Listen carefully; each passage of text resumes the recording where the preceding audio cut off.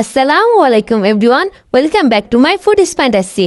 আজকে আপনাদের জন্য আরও একটি মজার রেসিপি নিয়ে হাজির হলাম। আজকের রেসিপিটি হলো লাউ রান্না। আশা করি ভিডিওটি সকলে ভালো লাগবে। চলেন তাহলে ভিডিওটি শুরু করা যাক। প্রথমে এখানে আমরা নিয়ে নিচ্ছি স্বাদ মতো লবণ, আধা চামচ হলুদ, 1 কাপ পেঁয়াজ কুচি, 1 টেবিল চামচ জিরার গুঁড়ি, কাঁচা ঝাল এবং 1 টেবিল চামচ আদা রসুন বাটা।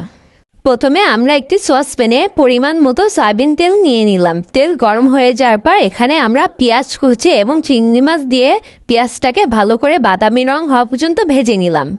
পেঁয়াজ বাদামি রং হয়ে গেলে এখানে আমরা আদা রসুন বাটা, জিরার গুঁড়ি, হলুদ, স্বাদ মতো লবণ এবং কয়েকটি কাঁচা ঝাল দিয়ে আমরা মশলাটাকে ভালো করে ভুনে নিলাম।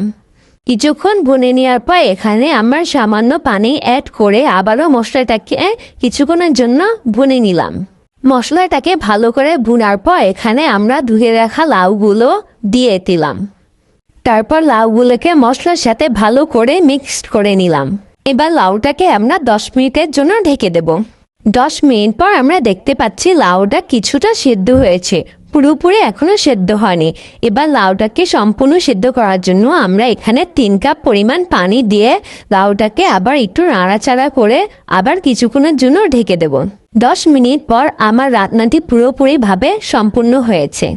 এবার পরিবেশনের পালা।